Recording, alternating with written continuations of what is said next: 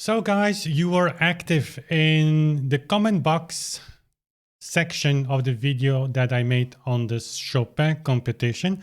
And I saw a lot of very good ideas and questions, and I thought, why not scrolling through them and quickly give a response, or just highlight one of the other comments and just see what we have to say, what we can add to that. It's an easier way for me to respond to your questions or ideas or thoughts than just go in the comment box and just answer them manually.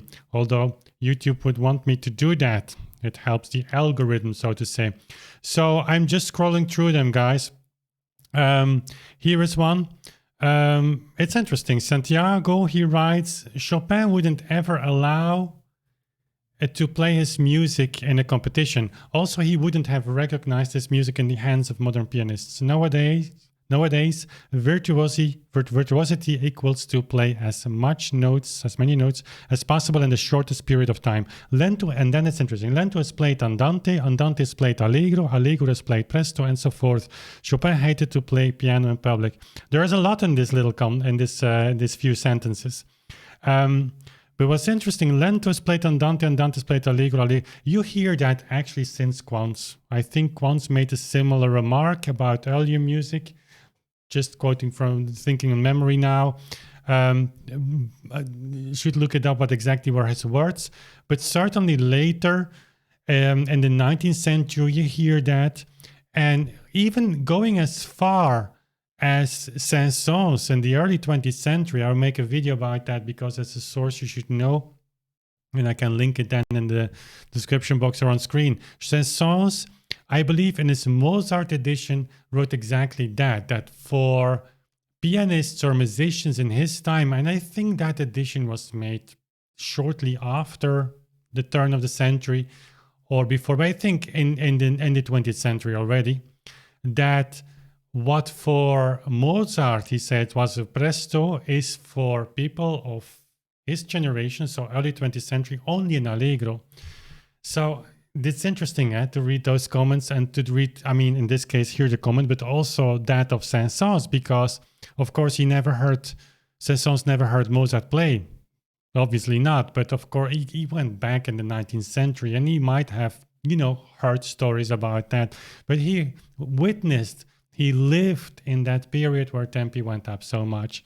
So it's kind of funny that musicology today still adheres to the idea, not that strong anymore. I have the impression that tempi declined or they went down. Actually, it's simply not true. There we go. We go to another one. This is interesting, Andre. And there is another comment made in this sense that Chopin, when he was in Britain, Scotland also, that there was a guy, Hopkins, who saw him selecting pianos in London, and he described Chopin's playing like this. Chopin performed with elbows close to his side, with hands always in contact with the keyboard, and he changed his fingers on the keys as often as an organist. And of course, Alan Walker is quoted here that added the finger changing helped him to do perfect legato, and playing piano for Chopin was always a horizontal activity rather than a vertical one. Not so sure if I agree with the latter. And also, well, that's typical these books, that they point to a certain aspect which is sometimes important to see, and then they say this helped Chopin do this or this helped Beethoven do that, but what exactly? That's often not said. There is another comment here in the same way. Here it is. No, it was not this one. I want to give a little bit credit to that comment as well. Sorry if I have to scroll back. I don't find it. It doesn't matter. There was another comment also quoting a source in which Chopin was being seen as using a lot of finger substitutions. And in that video, I made the point that actually he didn't. And it's a good remark. My point to this is, like, if you go to the introduction by Mikuli to the Chopin works, he talks about this classical way of fingering. And the other guy also mentioned Czerny, that he also is describing finger substitution. And, you know, of all the things, if I would have to list in terms of importance of, well, let me say it like this, in order of like what's the most easy to follow, I would say Metronome Marks is number one. There is no discussion. A metronome mark is simply a tempo indication given by the composer at a certain time, a certain period in his career, at a certain instrument, and he might have changed all of that the day later. I don't care, but that's the only thing we have. And certainly at some point in his life, this was the ideal tempo that he had in mind. So we first have to reconstruct that before we deviate from that. You know, that's so logic, like 1 + 1 = 2 equals 2. But you would be surprised how many people actually deflect on that and go the other direction. But anyways, that's the number one. And number two, very close. I mean, I would say also the choice of instrument matters. It's certainly an element that you have to take into account when you play Chopin on modern piano. It will be a different composition, and you will have to compromise in certain aspects. I mean, the touch is like light years from a Pleyel. And if you go back to a Viennese piano that we are using for Chopin, that's actually even worse, because then you are simply living, you entering another universe, another planet, so to say. But its choice of instrument, I wouldn't say it's not really in the top three. It's hard to say. It's like an outliner. Why? You can play Chopin more you can do better. I mean, people today in mainstream performance practice, they potentially could do a better job in just transforming music of Chopin from the pianos that he had in mind or knew to the modern piano. I don't think that the choice of a modern piano versus an old one is a major issue. You can sound on a Steinway very close to Chopin. I would never do that. Again, the touch is different, the sound is different, but if you have a Steinway or a modern piano at hand, it's not that the piano will block you from implementing correct tempo. And secondly, I would say the pedal markings are very important. And also there, you will find sources where people say like Chopin changed his pedalings sometimes in bigger holes. Yeah, I mean, he was a living musician, He was composing his music while he was playing. He was always quote unquote authentic by definition, I would say. So yeah, there is something, but again, there, the same as a metronome mark. We only have that. So he published something that you can say like, yeah, there was something in there that is, for general use. It was kind of not abstract. It was his most ideal situation. And if I think about fingerings, also for me, myself, that's the third thing. I would say that's certainly really important. Therefore, it's in the top three, but it's on number 3. Why? Because there you have more interpretative room. I noticed myself, even when I play Bach, where I try to avoid all finger substitutions. There are also sources there in the 18th century that talk about finger substitution, but for instance, Immanuel Bach really rejects the idea. And even sources like Couperin, he only uses that on long notes. So in the 18th century there, but even then, when I play on my clavichord, even on an organ is simpler. But to make a beautiful tone, or I'm not really, sure. It's acting like a coward, I know, but it's what happens in practical life as a musician. When you're on stage or you're recording, you sometimes compromise for the better effect, or you just don't want to ruin a take that you do for a recording, or you just want to, whatever. But the general principle there, I would say, is the same in Chopin's music. If he writes a fingering in a score, he did not do that, not to follow that. It's interesting. This video is again going way over its length that I anticipated, but it's interesting topic, this fingerings, because also there is, I'm reminded to a quote by Clara Schumann.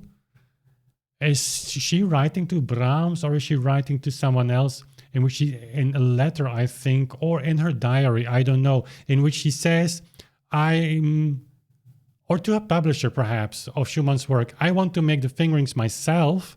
I don't want to leave that to any chance by doing or to do the fingerings by someone else, because the fingerings I'm using or I'm going to suggest have an impact on the performance and thus have an impact on the composition. So in other words, what these people published, they wanted us to take seriously. And so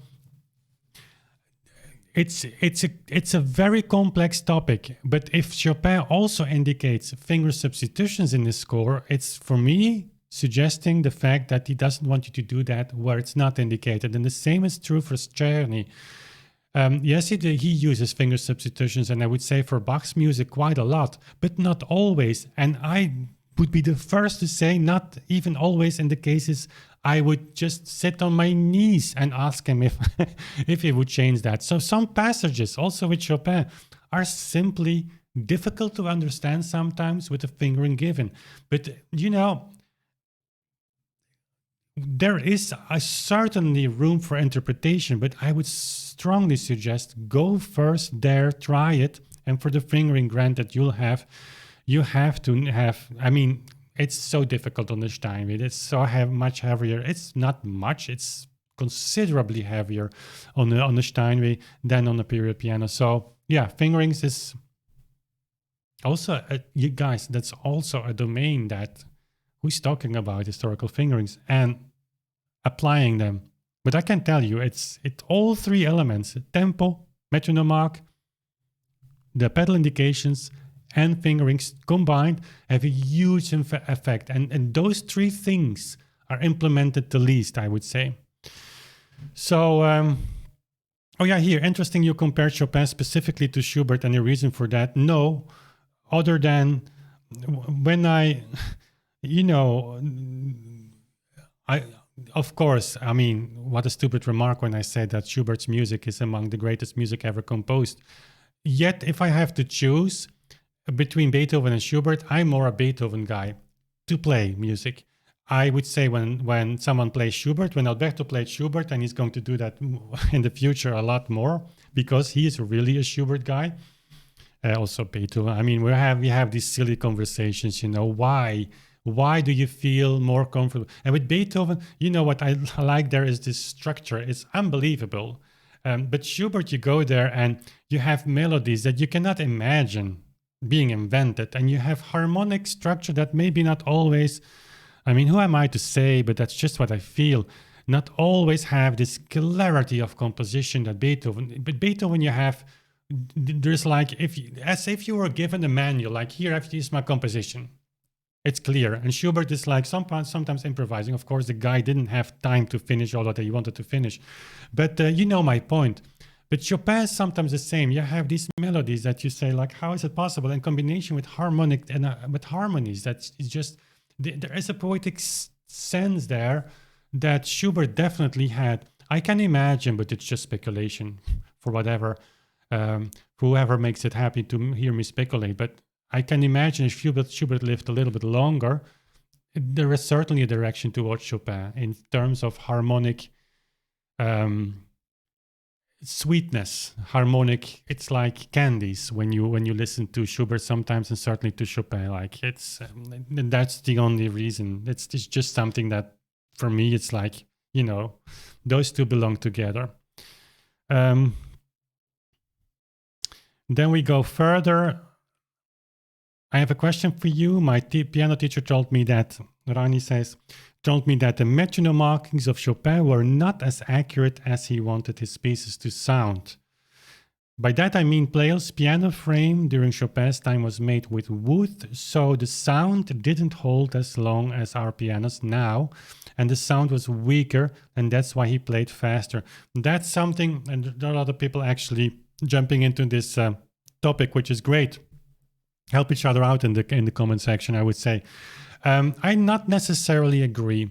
By that token, the clavichord would be the fastest instrument in history because the sound is definitely one of the shortest of all keyboard instruments. It's much shorter than the harpsichord. It's much shorter than the pianoforte. And of course, the other pianoforte is shorter than that of, for instance, my Fritz piano.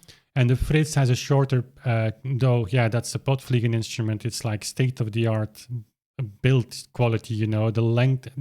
It's actually, for that kind of piano, very long tone. But if you compare that with my Erard, it's laughable, because the Erard just goes beyond that, in seconds even. And if you go from the Erard to a Steinway, it's again laughable. I mean, the Erard has a long, sustained tone. It's a perfect build quality instrument. But yeah, instruments will build to be louder and to be longer in tone, and you lose of obviously also something when you do that. In terms of tone quality, not saying that the Steinway doesn't have a great tone quality. Let's let's not say that. But you know, you get my point. But a short tone is not suggesting a faster tempo. The thing is that those composers didn't compose for instruments that were not available yet. That's what some modern pianists should learn to accept. Beethoven did not compose for the Steinway. I'm sure that if he would be living today as a composer, he would prefer the Steinway. Why? That's maybe like cursing in the church for people who aren't part of the historically informed performance practice. Like, how dare you say that Beethoven? Yeah, because history shows that. There is no living pianist in history or musician until the historically informed performance practice started that played on an instrument that was not state-of-the-art modern. Even Beethoven showed that. He came from the clavichord, early pianoforte Stein, Walter he went, and then he ended with the 6.5 octave Graf was the latest instrument. Chopin started in Warsaw, even also with the clavichord that he played. Apparently, we have a source on the channel. Just check it out. I think I made a video on that. But then he went to Vienna, and then he went to Paris. Okay, you see, they all had an evolution, but they composed for the instruments they had available. So when Chopin composed for the Pleyel, he composed with that tone length. That's just the possibilities the piano had. So it's one of those deflecting theories why these metronome marks are actually so fast. And it's unbelievable how many people have invented which actually make no sense. I'm not saying, Rani, that your comment doesn't make sense. I mean, by all means, all the questions are welcome. You cannot ask the wrong or a stupid question. There's only a stupid answer to give. But in this case, I think it's very easy to say, like, no, that doesn't, what your teacher said doesn't, and I don't blame your teacher, by the way. It's like we were raised, it's almost in our DNA not to take metronome marks seriously and to accept, at the other hand, all kind of reflecting theories.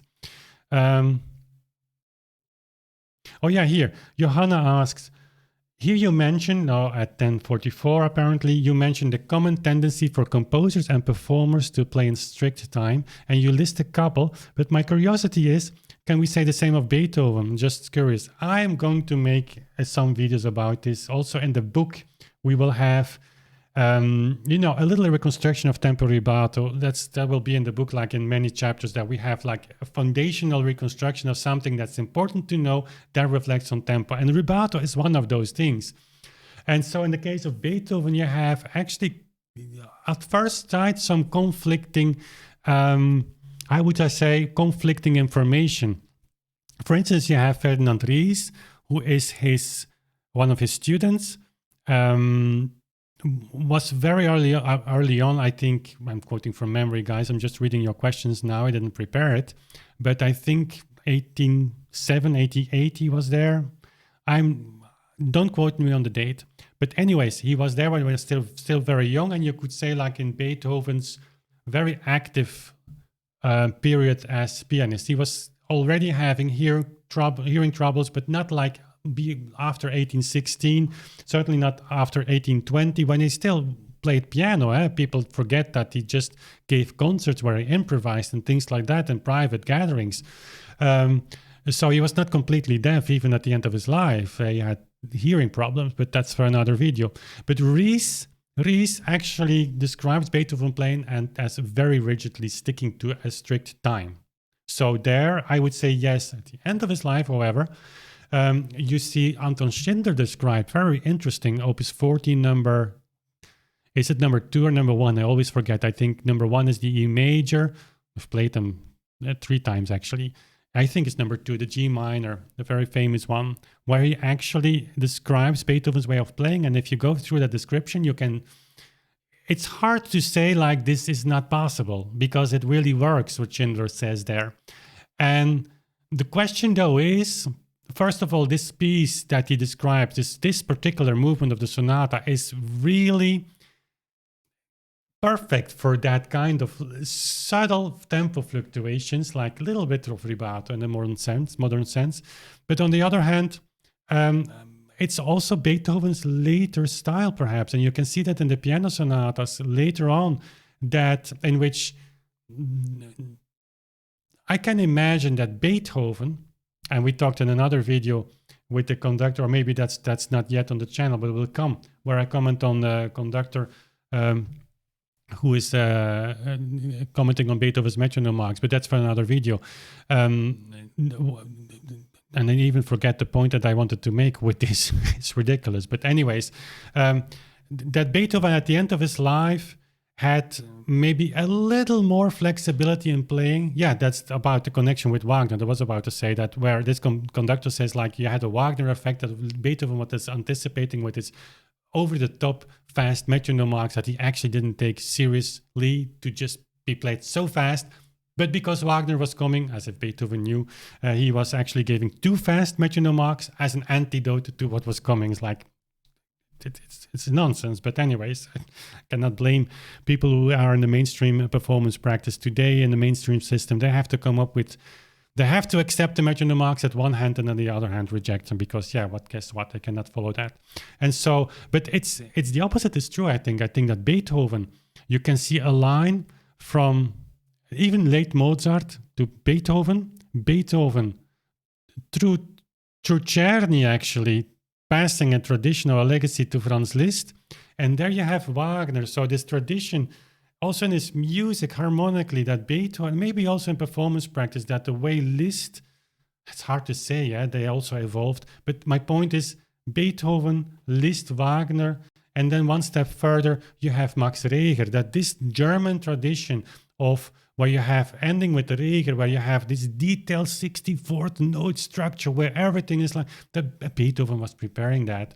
And in that regard, maybe, yes, at the end of his life, he was maybe, as Czerny describes, a little more flexible, but always, and that's something we have to stick to, guys, what Czerny describes in his book about changing of time, I mean, in the sense of tempo, without where composers didn't, note that it should always be subtle.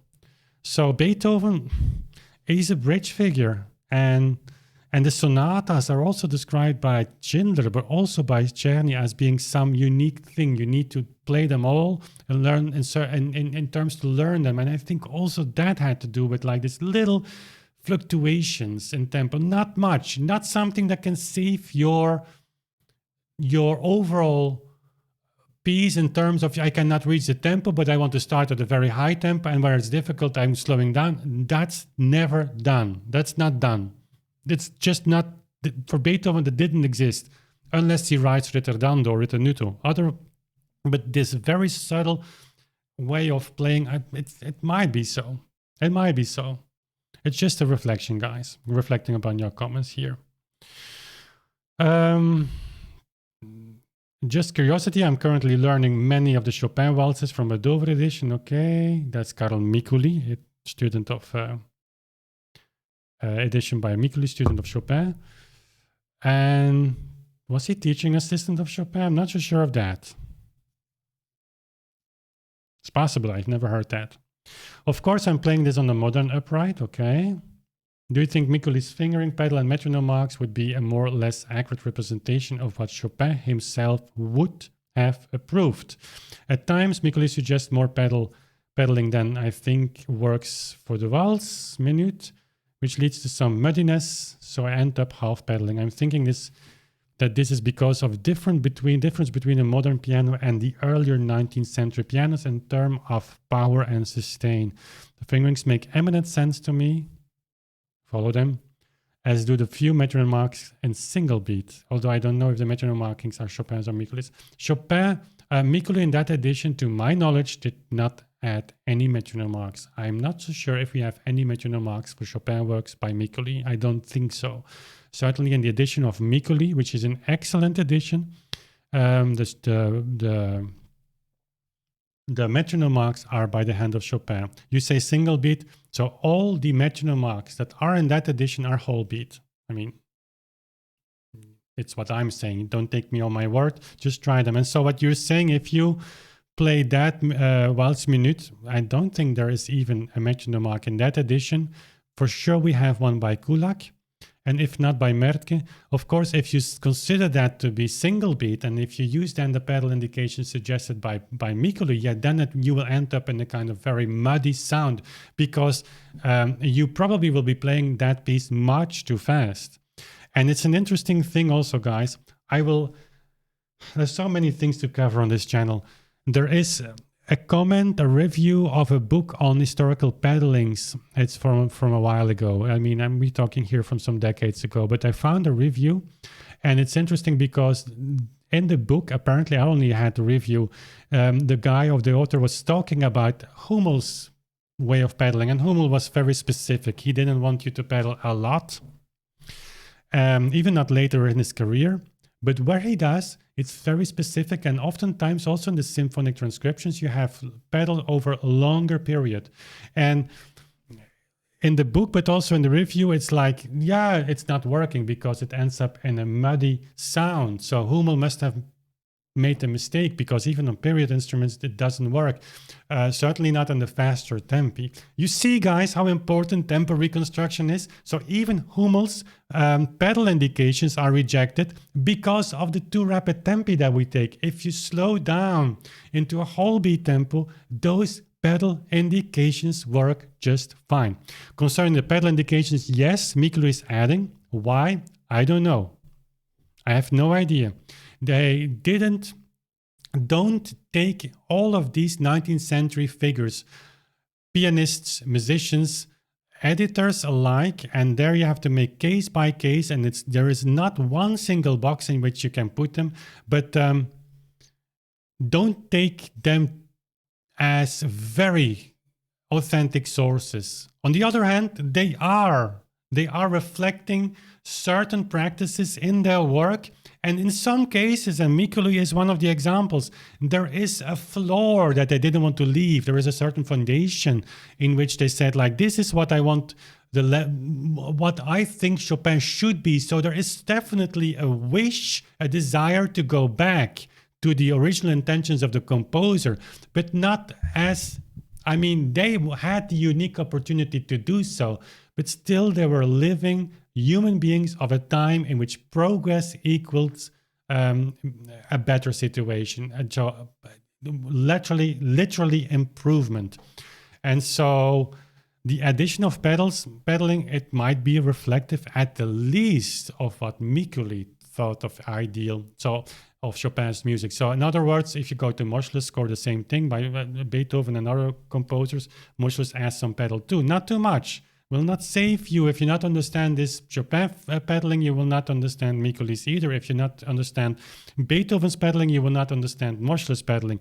So, but they're adding something, and the least you can say is that those editors, Moschles there for Beethoven or Mikuli for Chopin, that they played those works in that way. And then it's interesting, because then you need to build your context around this edition. What other editions do I have? What is the original Chopin edition? Do we have manuscripts? Did he change something? Why? Why did Mikuli change something? Try things out. And so same with fingerings. But Mikuli's fingering is, as I remember, pretty close to Chopin's. So it's a great source.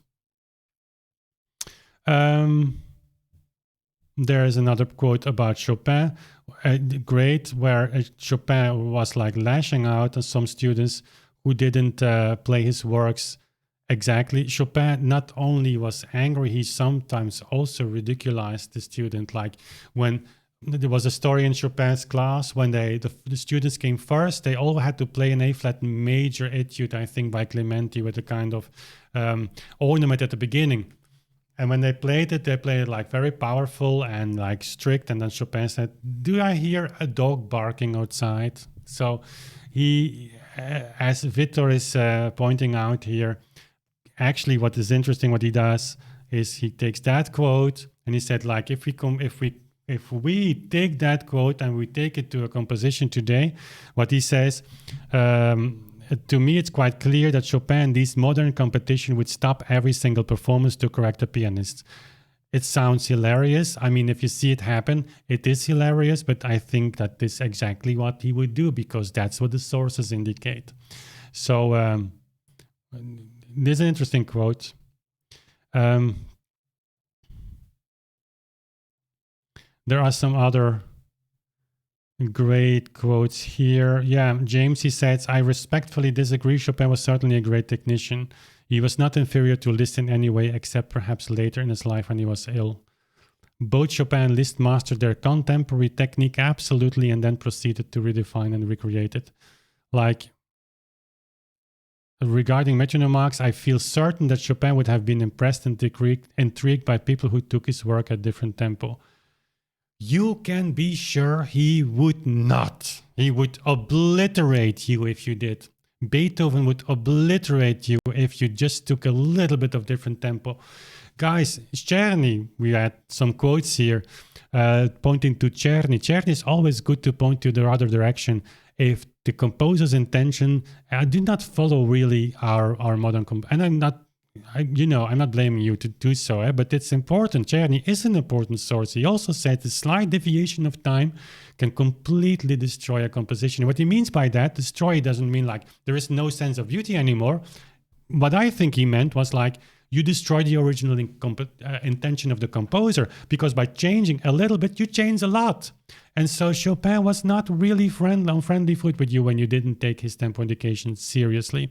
So that's also something. And James, I understand that you made this comment because that's what everybody keeps telling you and students and music lovers, like, yeah, when they would be fine because we have modern composers and they're also fine when I take another tempo. I have a friend who, I know the stories. We were not talking about a composer X, Y, or Z.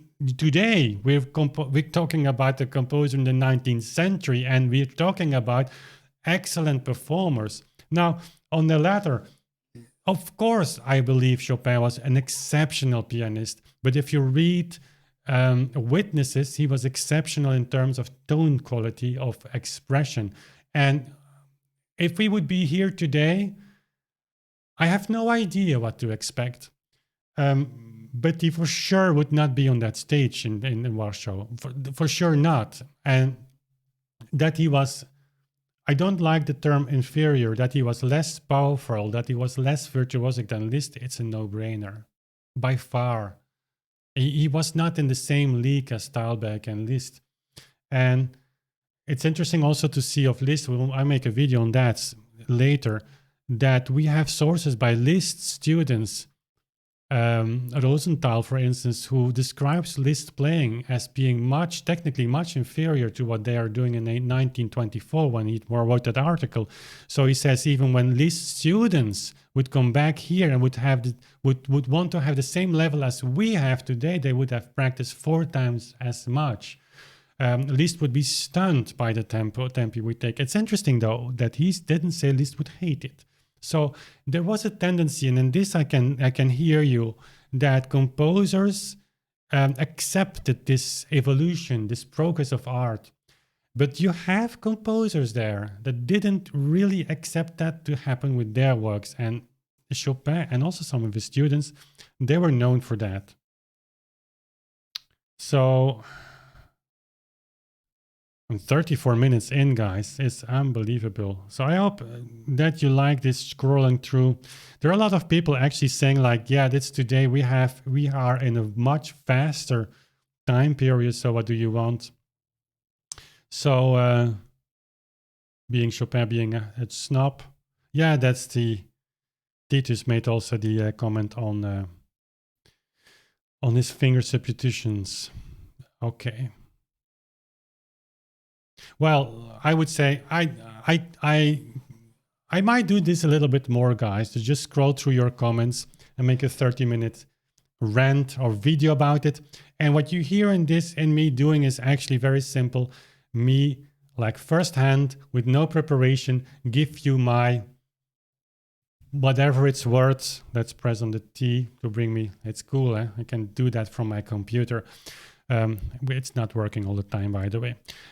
So it's just giving me my first impression and to just, contextualize your question a little bit. It's sometimes necessary to do. I like doing that because when I make a video on a certain topic, I have to give the elements in an order of that makes sense to you, that's digestible. I'm not short, certainly not with this microphone in my things that I'm doing. And it's just because there is so much to say, and I'm just that kind of guy that wants to make the full story and not just the one-liner. I should learn that. I should learn to make 5-minute videos. So tell me in the comment section if you like this format, and I'm not going to do that with every video, but once in a while I thought this was a kind of symbolic video that I actually was very happy the way you responded to, and you saw the message I wanted to bring. And if you like me to do that more sometimes, let me know in the comment box, as we can do also some day a live stream. Perhaps here it's possible. There's a dedicated studio room for only this. And there's a clavichord here. You can see just a very small part of that, in which we can make more content for you. Okay, that was it for today. If you liked the video, subscribe and certainly hit the bell. And as always, if you want to push us beyond any limits as writing, for instance, an insanely thick tempo book, go to the link in the description box to our Patreon page. And I would very much appreciate if you just check that out. We have a lot of things there. Also, there will be some changes. But one of the things that's really cool, we have a monthly hangout where you can just actively talk to me and to the other patrons, and it's always cool to hang out with them. So that was it. Thanks for watching. We see each other very soon again.